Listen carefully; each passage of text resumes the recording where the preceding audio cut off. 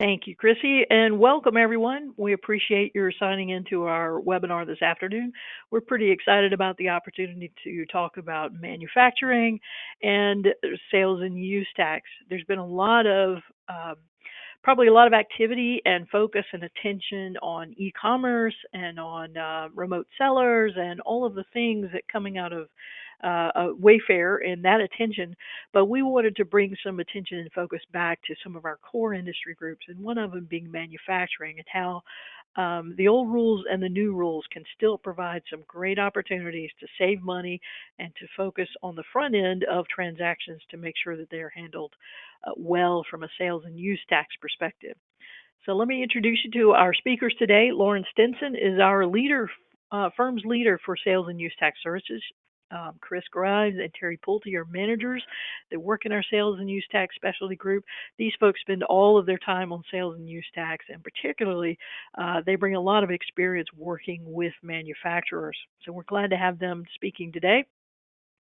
Our agenda, as you can see, we've got a number of different areas we're going to talk about as we walk through this, but I don't want to waste more time talking about the agenda. I want to go ahead and get us into the meat of the program. So with that, Lauren, why don't we talk about the very first topic, which is hot on everybody's list, and that is how you would reroute and think about the impact of Wayfair on manufacturers. Great. Thanks, Sarah. So last summer with the Wayfair Supreme Court decision, we saw the biggest change in the world of sales tax ever. Not only was this big change regarding the concept of Nexus, but collectively, we've never seen so many states move so fast and collectively jump on the same bandwagon, that economic Nexus bandwagon. So the Supreme Court decision changed Nexus as we knew it. Pre-Wayfair, kind of in a life pre-Wayfair, a company had to have a physical presence in a state in order for the state to impose sales tax collection and filing responsibilities. So physical presence could be in the form of offices, plants, employees, sales reps going out to the state, performing services in that state, even independent third-party sales agents working on your company's behalf. Basically anything that would be a physical link to that state. Now, in the world post-Wayfair, that physical link is no longer required. Where your customers are determines where you have economic nexus. So companies that previously only had nexus in a handful of states and only had to comply with sales tax obligations in a few states are now finding themselves with nexus throughout the country without the resources needed to comply with the changing landscape. So drilling down into economic nexus a little bit more, like I said, all the states have moved very quickly. At this point, nearly every state, including Puerto Rico and DC, have passed economic nexus laws. And there's not a lot of guidance, but there are a lot of questions when it comes to measuring. How do you measure whether or not you have economic nexus? So many states have followed the same thresholds that were set forth in the Wayfair case, meaning nexus could be created by selling $100,000 of sales into a state or by having 200 transactions to customers in that specific state. That threshold was intended to be a small seller exemption, but in reality, 200 transactions could be a very small number of states. So we've started to see, now that we're kind of almost 1 year post-Wayfair, we're starting to see some movement in these thresholds.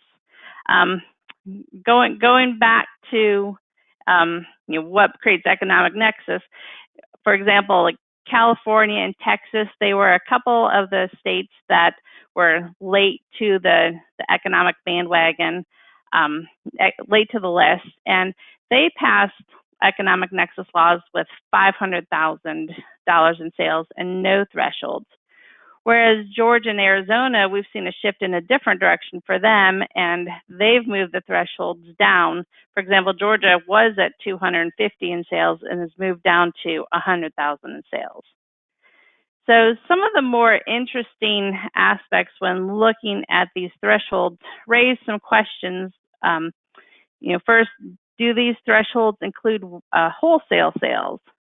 Or does it include exempt sales, so items that are just statutorily exempt from sales tax? Or do items sold through a marketplace where the marketplace has the responsibility to collect tax? Is that counted towards that Nexus threshold? And also, does it include the sales of tangible personal property only, or services included? Is it gross sales? Is it retail sales? There's all sorts of questions, and it varies from state to state how this measurement is calculated. So, and then kind of on some interesting state-by-state cases, there's some interesting issues. In California, they have in their legislation that includes sales to sales for related entities get included in an economic nexus count. Mississippi, they have language that not only does the seller need to meet the threshold, but they also need to be exploiting the market. In some late breaking news this week, Kansas had tried to impose economic nexus without any thresholds, and that has been shot down. And Massachusetts, they're being an extremely aggressive state, and they've had economic nexus laws pre-Wayfair, and now they're actually going back to 2017, and they're sending out notices of failure to file and some tax bills, and they're to sellers that they suspect have had nexus, and they're treating the taxpayers, well, you're guilty until you prove yourself innocent. So, and one of the last issues that makes it complicated as well is states like Alabama and Colorado and Louisiana. So these are states that have the ability to, where the localities can administer their own taxes, and understanding how they will adopt economic nexus in their localities. So as you can see, there's a lot of changes, and there's a lot of questions, and states are starting to send out mass nexus questionnaires. So it's something that every company needs to be aware of and manage the changes that are going on in just about every state. So, now that we're kind of 1 year post Wayfair, we wanted to really look at what the impact was specifically for manufacturers. So on the sales side, looking at economic nexus and where you need to register, where you need to collect tax, which translates into where do you need to file returns, which then ripples down into, well, what are the taxability of goods and services that you're selling in that state? Obviously every state has different laws surrounding what's taxable, what's not. So understanding, dealing with new states, you have to whole nother set of understanding how that new state handles the taxability of what you sell, which also leads to more states, more exempt customers, more exemption certificates that you need to maintain. So just a higher level of compliance. And then looking at the purchasing side, because of Wayfair, more vendors than ever are charging tax. So it's essential to really understand industry exemptions, have your accounting and purchasing folks trained. There's all sorts of opportunities to be in an overpayment situation if you are not paying attention. So really looking for ways to understand what the exemptions are for your company to reduce overpayments. And then it's probably, or for a lot of large manufacturers, it may be time to look at some tax automation solutions to help with the whole, the whole new world that we're operating in. I want to turn it over to Chris to, talk about, the impact of wholesale sales. Yeah. Now that we've discussed the areas of impact for manufacturers, let's talk about Wayfair and wholesale sales. So the most common question I receive as of late is, do wholesale sales count towards economic thresholds? For example, if I am a manufacturer and I sell $1 million in goods for resale to a reseller, and then I also sell $400,000 of goods to end users located in the state of California, do I exceed California's threshold for creating Nexus?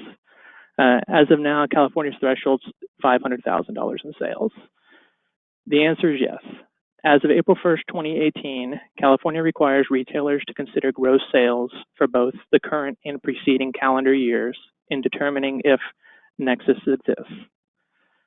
Okay, so they want me to consider wholesale sales in determining if Nexus exists. What is the risk of not considering wholesale sales?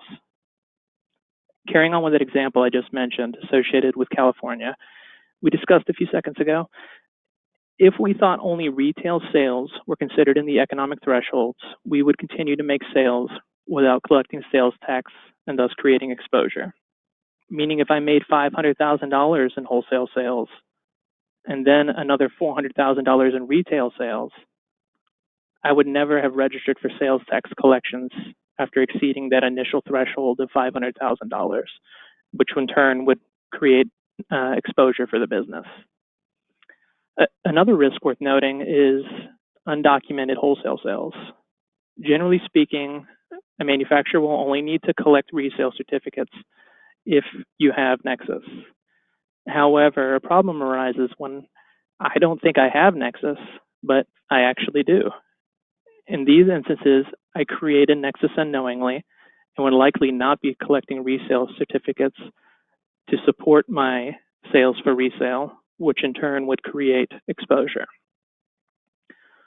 So given those risk areas, we want to know, how do we actually mitigate this risk? How do we avoid this from becoming a problem, creating exposure for the company? So there are a number of options related to different forms of tax software on the market. Some of these options, such as TaxJar, Avalara, they provide reporting capabilities that track when subscribers are getting close to exceeding Nexus thresholds in each jurisdiction. By monitoring these tracking capabilities, your business can stay on top of sales and use tax registration obligations and avoid unnecessary risk prospectively. However, if subscribing to software is not your thing, maintaining a running report that is checked on a regular basis can also help maintain compliance as well. For instance, if you compare your annual sales activity for the current and prior calendar years to determine if thresholds have been exceeded for any given month, you can quickly identify whether or not economic thresholds have been exceeded. With that, I turn it over to Terry. All right, well, I think we have a polling question first. Now that we have talked about the changing landscape there. So the very first question, how confident are you in knowing the economic nexus changes that are happening in the states that you are operating in? Very confident, staying on top of it, somewhat confident, keeping up with the information that comes out, or having trouble, it's hard to find good information and as quickly as we would like, or just not sure at this stage. So we'll give you a minute to answer that, and then we'll go ahead and broadcast the results so that you can see those answers there as they're coming in. We did have a question come back. Chris, if you would go back through that list of software solutions that you mentioned there in the last section.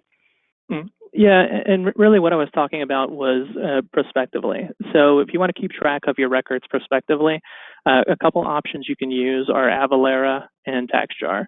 We partner with both of those businesses, so we have a good relationship and can connect you with the appropriate people there if needed. All right, so as you can see from the poll results, almost half of you are in the somewhat confident. It's nice to see that some of you are very confident in keeping up, and a good number of you are still struggling with collecting information and staying on top of this. So we recognize that this is a real issue for folks. So thank you. Chrissy, if you'll go ahead and close that poll, and we will move forward into the next section. And so Terry talked about, vendors. We talked about some sales, but let's talk about dealing with vendors. All right. So as a manufacturer, you've likely been aware for some time that certain vendors don't charge sales tax, generally because they didn't have Nexus in your state, and therefore they didn't need to charge that sales tax. And because of this, you needed to accrue and remit use tax. Maybe you've even provided your AP department a running list of vendors that don't charge sales tax on invoices to ensure you're accruing and remitting correctly. This is an area you might want to reevaluate in the wake of Wayfair. With suppliers hitting the Nexus thresholds in more and more states, just like you are, there's a possibility they've changed their taxing policy, where a vendor who used to not charge sales tax on your invoices, you might find now that they're charging tax because they hit the threshold, and now they're responsible for collecting and remitting. And if you don't review those policies and take a look at that, you're likely to keep accruing tax and paying sales tax, and now you're double remitting on the tax collected. Periodically reviewing a sample of vendor invoices to verify whether tax is or isn't being charged is a best practice tip. Since you never know when any particular vendor might hit the Nexus threshold and begin collecting tax on your invoices, it's best to be proactive in monitoring this issue. Finally, you want to understand what exemptions you might be entitled to as a manufacturer in your state. You just might find vendors suddenly charging tax on exempt items, and unless you notify them and provide exemption certificates, you could end up paying sales tax on exempt purchases. You may find you need to issue more exemption certificates than in prior years, and this is sometimes a troublesome area, and we will touch on that a little bit. All right, so we now we'll talk about some sales and use tax danger zones. What to watch out for. Where are the areas most common to have problems? All right, so there's four types of purchases. Go ahead.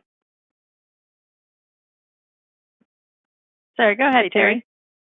All right, so there's four types of purchases that manufacturing companies deal with on a daily basis. You've got your machinery and equipment, production supplies, packaging supplies, and utilities. We're going to touch on each in detail and provide some guidance on specific issues to consider when making these types of purchases. Lauren? So sorry, I was so excited to talk about manufacturing exemptions that I just jumped right in on top of you. So most states give some sort of manufacturing and equipment exemption, whether it's a full exemption or a reduced rate. Sometimes it's a broader exemption for all equipment, or sometimes it may be more narrow just for new and expanding business. But usually in most states, there's something for manufacturers. After all, the states want to keep and attract manufacturers in that state. So the first step in managing the machinery and equipment exemption, if you want to slide back to the last slide there, that would be great, is really understanding the beginning and ending points of production. You know, unfortunately, no state's going to consider everything between the four walls of the manufacturing facility to be exempt from tax. So you really have to know, what the state considers to be, be manufacturing by understanding the beginning and ending points. So you can see we've drawn a nice production roadmap here to illustrate kind of a typical process within a manufacturing facility, where raw materials, they come in, they're stored, they enter the production process, they continue through the production line, eventually they're packaged, and then sent to storage, and then eventually leave the facility. So some states say that production begins where raw materials enter the plant. So this opens up exemptions to material handling equipment, such as forklifts or cranes, or some testing equipment, or even storage equipment. However, some states may say that production doesn't begin until there's an actual physical change to the product, where the raw materials are first acted upon. So any equipment used before that kind of first production machine would be outside of the scope of manufacturing and wouldn't be entitled to any manufacturing exemptions. Then you also have the same issue on the back end, where does production end? Does it end where where the product is finished? Does it include consumer packaging? What about putting the product in boxes or on pallets?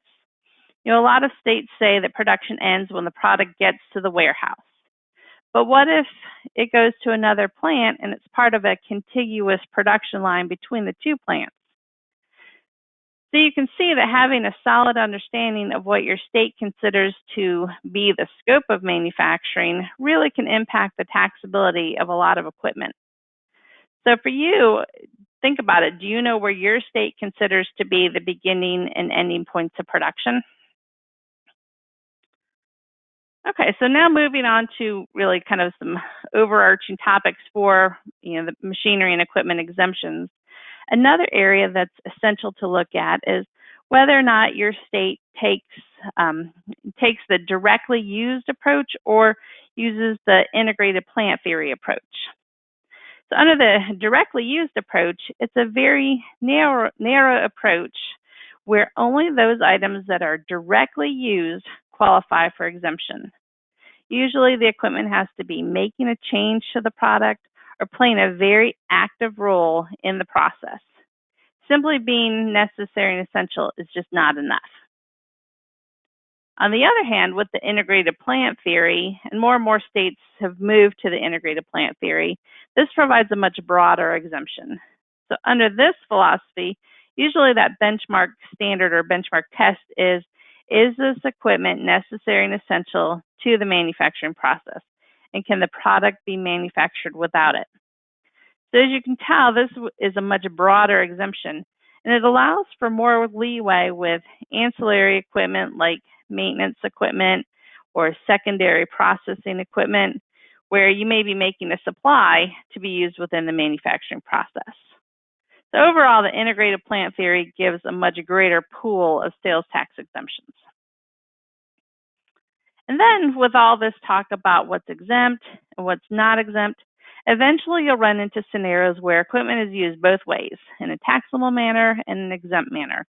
A lot of times when you're looking at that, it's with the material handling equipment. So that's where you have to look at the precise language of the statute.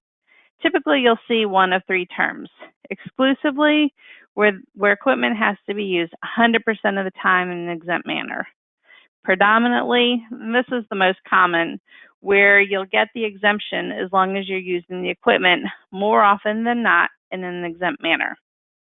And then, to me, the best standard of all is substantially, where if you're only using the equipment a third of the time in an exempt manner, you still get the exemption.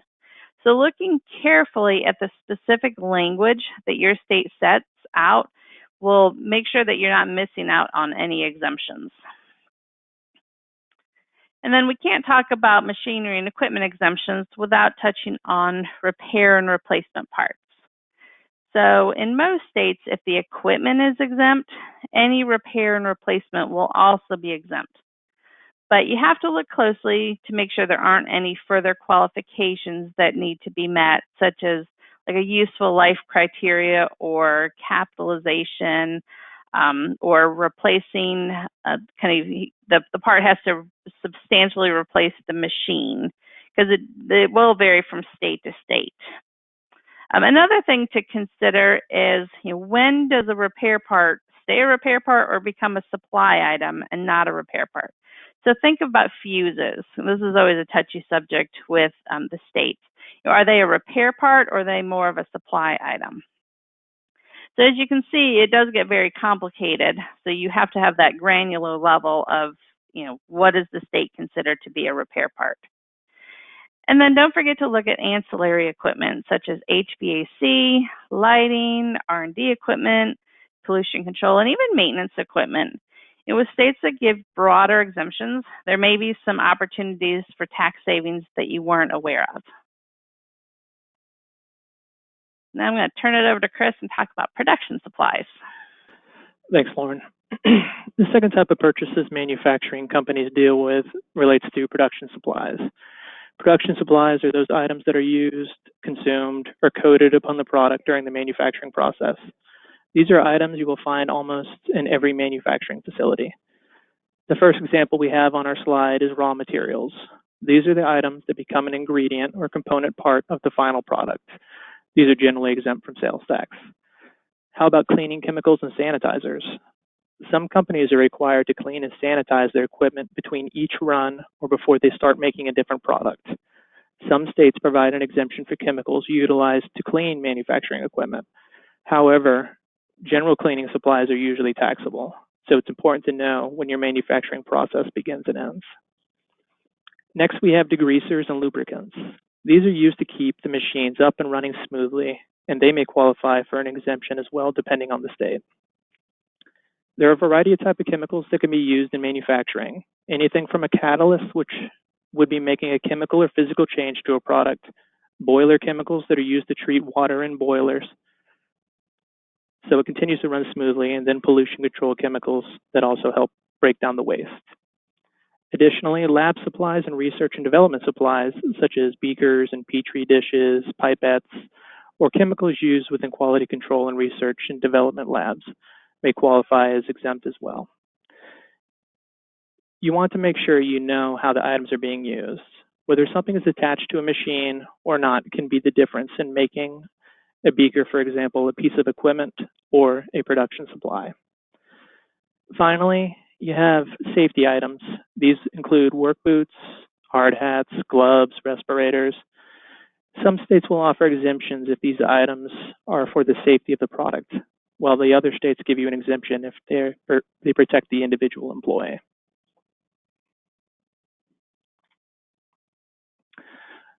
That leads us to the next slide on production supplies.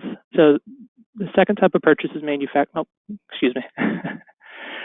Now that we've talked about the production supplies, let's talk about how states handle them, because it varies greatly from state to state.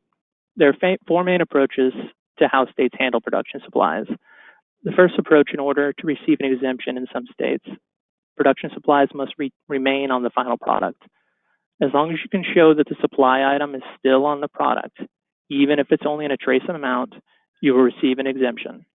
For example, if I'm a tire manufacturer and I add chemicals to increase the durability of the tire, and I can prove these chemicals remain on the tire, I would likely qualify for this exemption. The second approach is that a supply may be required to make a physical or chemical change to the product being manufactured. If it is only touching the product and no physical or chemical change occurs, the production supply may be considered taxable. The third approach is an example of integrated plant theory, stated by Lauren earlier. These states say as long as the production supply is necessary and essential to the manufacturing process, you will qualify for the exemption. And finally, the fourth approach simply is some states just consider all production supplies taxable.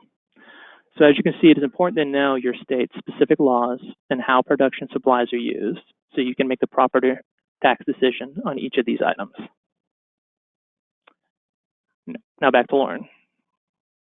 So the next area that we want to talk about is packaging supplies, and really thinking beyond the manufactured product, because of course the manufactured product, all the raw materials are going to be exempt under the resale exemption.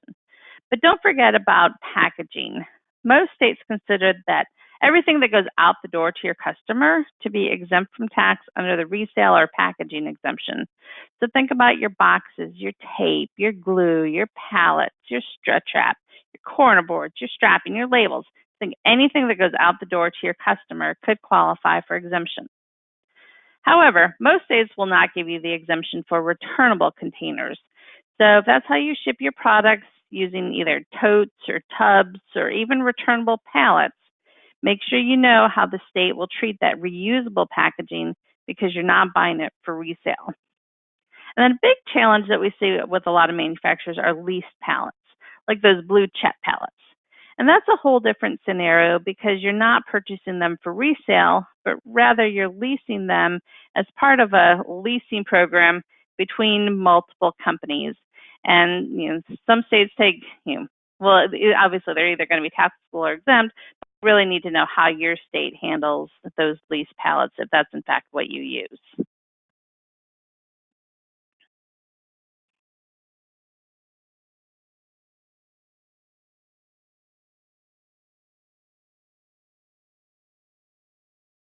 Terry? Oops, sorry, I was on mute.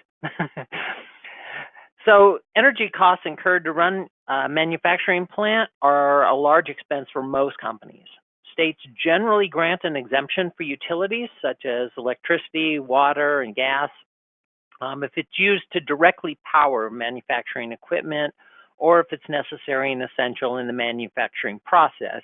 Obviously, that goes state by state. Depending on the state, manufacturers may need to have a utility study completed to quantify the percentage of exempt utility usage at the plant. If you have separate meters at your facility, that's the best way to quantify the exempt versus taxable use, but there are companies out there that will do energy studies that can give you that percentage as well. All right, that brings us to our next poll question. Which of these four areas that we just touched on, manufacturing and equipment, production supplies, packaging supplies, utilities, could use a review in your business to maybe look for some potential tax savings? Anything our folks talked about today that might pique your interest in possibilities for some additional uh, savings and reducing your tax costs there?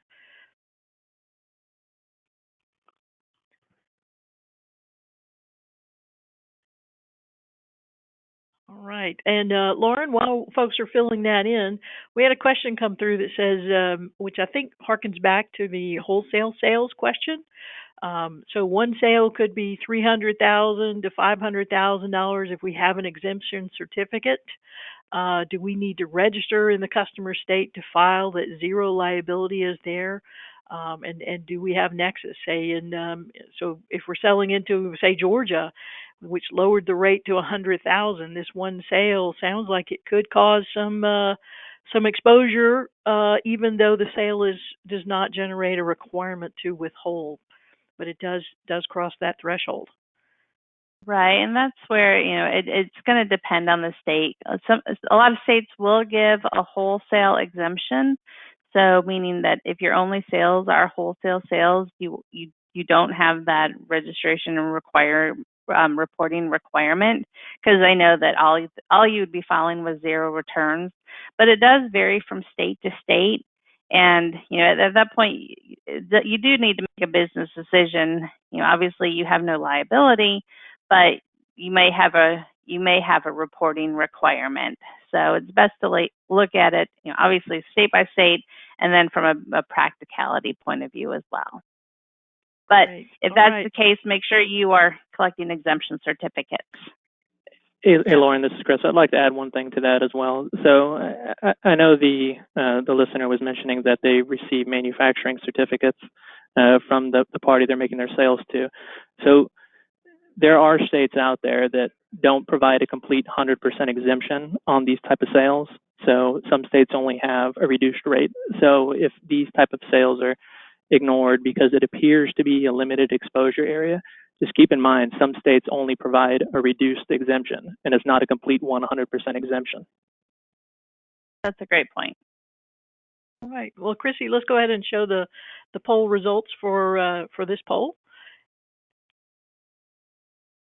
All right. So looks like folks are pretty evenly spread around, but it looks like production supplies could use some additional look. And we even had another similar question about whether screws, nuts, and bolts that goes into making a repair would be exempt. And I think that's a great question to look into the granularity of what is expected in a particular state and how they treat parts and supplies used in a repair process. All right, thank you, Chrissy. Let's go on. Let's move back to our presentation.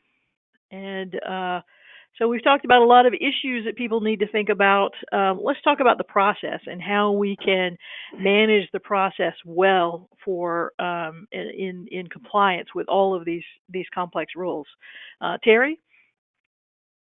All right, so one of the biggest challenges for most manufacturers is managing the exemptions which you're entitled to. The first step in that process is to understand who's making the tax decision. Or in other words, when a company makes a purchase, who determines whether the item is taxable or not? Who's deciding if that new $1 million piece of equipment is exempt from tax? Or purchasing day-to-day supplies? If these purchasers are exempt, how is that information communicated to your supplier? A common scenario is to assign the responsibility for determining taxability within the purchasing department. The upside is they know what they're buying and generally know how it's being used. Periodic plant tours can help solidify this knowledge. The same widget used in production may be exempt, but it's taxable when it's used for the building or in a warehouse. It's not the widget that's taxable or exempt, it's the use that determines the taxability. Usually the folks in the purchasing have those answers. For many companies, however, the taxability decision will rest within the AP department. They see the invoices when they come in and decide to pay tax to the supplier and take exemptions or pay use tax if necessary. The challenge with this is that accounts payable teams sometimes don't have the information to answer the two essential questions. What is it and how is it being used? Based on our experience working with manufacturers over the years, a disconnect between these two departments can cost the company a lot of money. When there's a lack of communication between purchasing and AP, the right hand often doesn't know what the left hand is doing and too much tax is being paid. When there's a good process for communication between the two departments, that's when you'll see the best results, where purchasing is making the tax decisions and AP is serving as a double check and then making sure the tax gets paid or not paid accordingly. Lauren? So one of the other keys to compliance is managing exemption certificates. And one of the biggest problems that we run into when we start helping clients, assess their procedures is, first, there's a general lack of awareness of how well they're doing when it comes to exemption certificate management and maintenance. So, to be more specific, the topic of exemption certificate compliance usually doesn't even come to light until the client has had a particularly bad experience, usually under an audit. A lot of companies, they unfortunately take the mentality that exemption certificates and exemption certificate collection, it's not a problem until it becomes a problem. And at that point, they're operating in crisis mode. It's all hands on deck to reach out to customers and get those exemption certificates for an upcoming or ongoing audit. The second area is just a lack of knowledge in the rules pertaining to exemption certificate compliance. For example, what information is needed on the certificate to be valid? Or do the certificates expire in that state? Or what are the rules surrounding drop shipments and exemption certificates? Or does the state expect you to collect a certificate in good faith and be liable to know if the exemption that your customer claims is correct or not?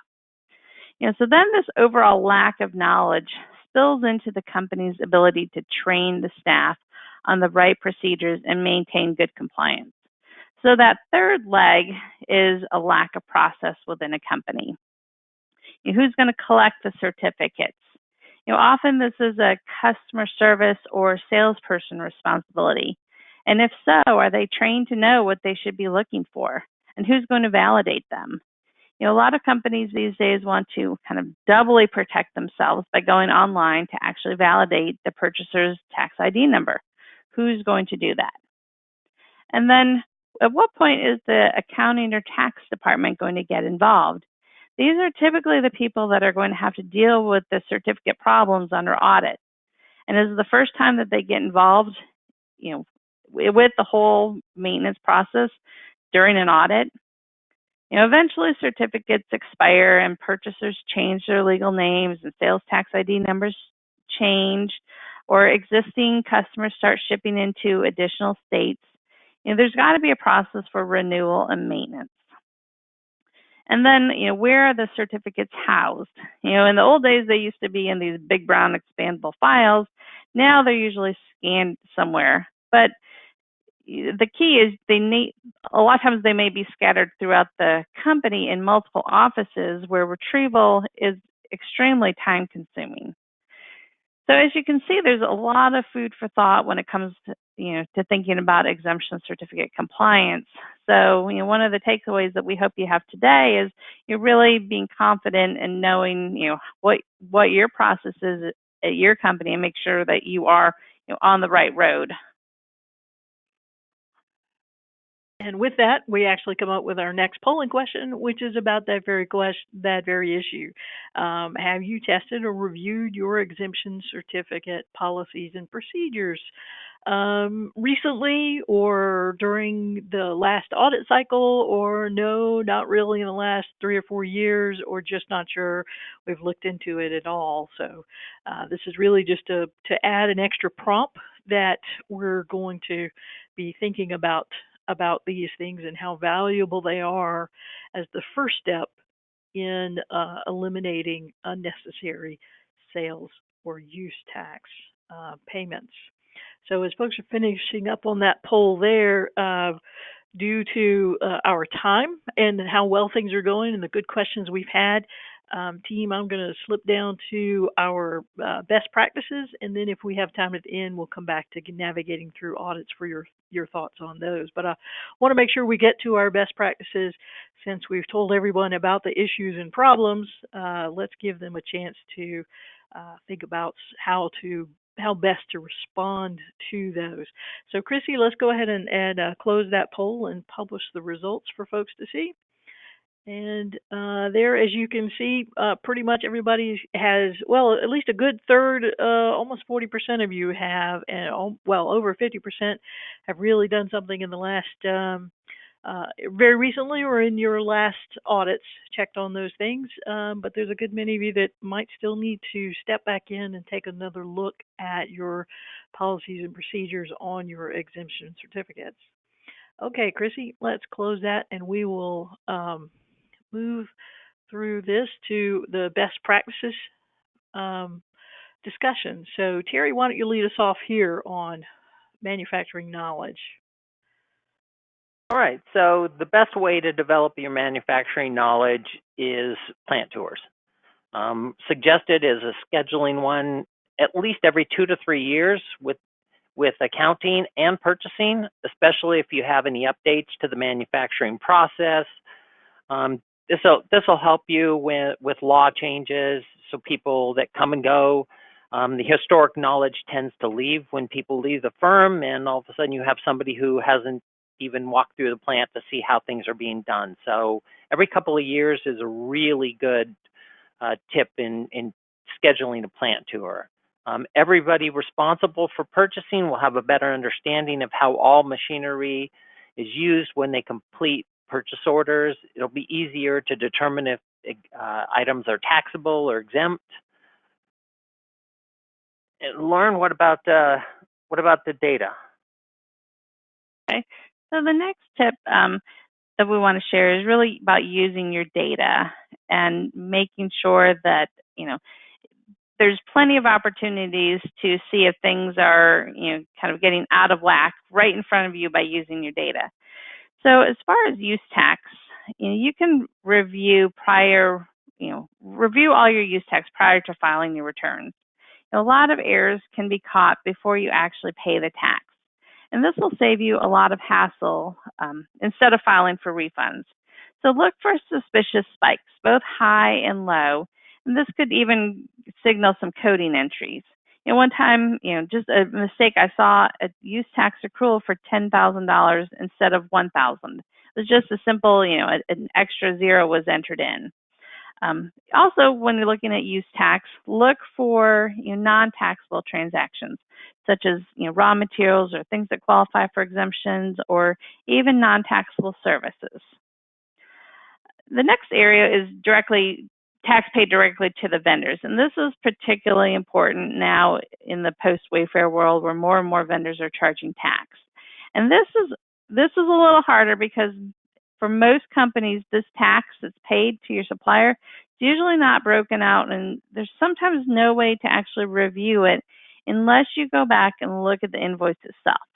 But if your system breaks it out, you can run some reports and look for tax that was paid to look for missed opportunities. And on that same note, you can also usually run some reports of non-tax transactions. And that's a great report to look for, some audit red flags. But the bottom line is you have a lot of data at your disposal. So make sure you're taking that data and using it to make sure that you aren't missing any opportunities for tax savings. And you're paying what you owe, and nothing more, nothing less. So let's face it, staying on top of tax law changes is hard because it really goes much beyond changes in the statute.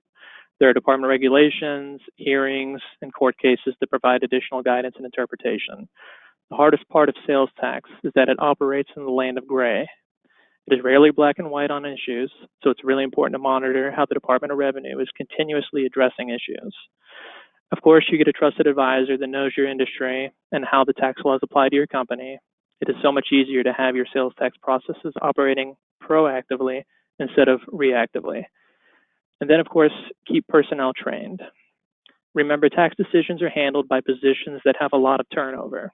In many cases, tax knowledge simply gets passed down in a "that's the way it's always been done" manner, or it doesn't even get passed down at all.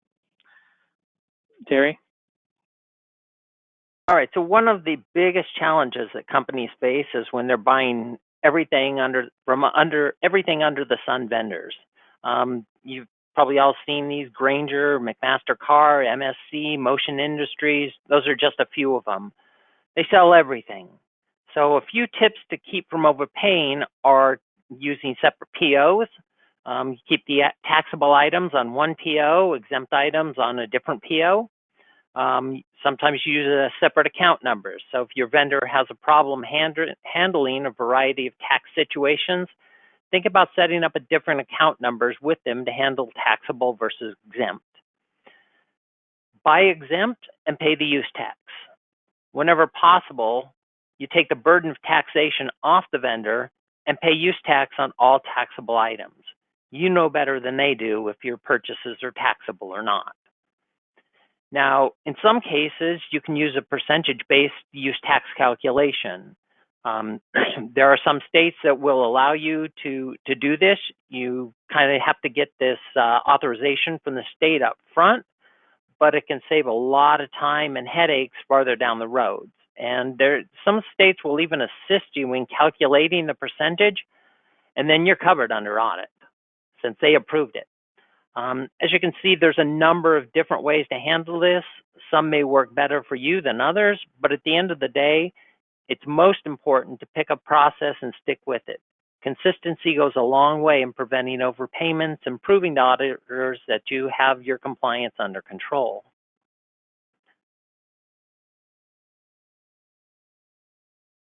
Tax planning for capital projects. This is another area that we highly recommend some upfront sales tax planning to avoid any surprises either during the project, usually it's by going over budget, or during an audit.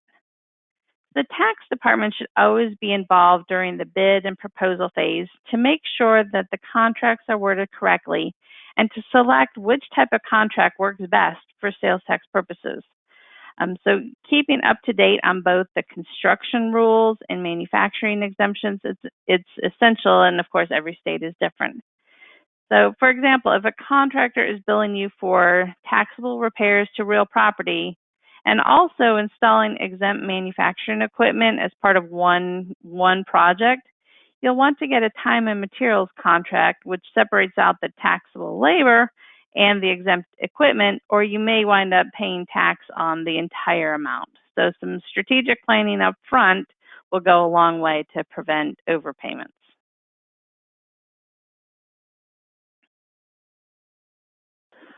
The purchase of transportation equipment is another area that we highly recommend upfront tax planning to avoid surprises during an audit. Specific areas the tax department should consider include considering exemptions that apply, reviewing contracts to ensure they are worded correctly, and selecting which type of contract works best for tax purposes. When considering exemptions, forklifts and other forms of transportation equipment may qualify as manufacturing equipment. In order to determine if an exemption applies, it is key to determine when or where the transportation equipment is actually utilized. Regarding lease types, there are varying tax consequences based on a lease if it is either deemed an operating lease or a capital lease. Generally speaking, if a lease is deemed a capital lease, sales tax would be due at the onset of the lease unless an exemption applies. On the other hand, if a lease is deemed an operating lease, sales tax would typically be due as the payments are received. Consideration should be given to how each state defines these types of leases. Additionally, when considering sales tax planning opportunities for purchases of transportation equipment, it would also be a good idea to consider non-sales tax implications based on the new GAAP lease accounting method.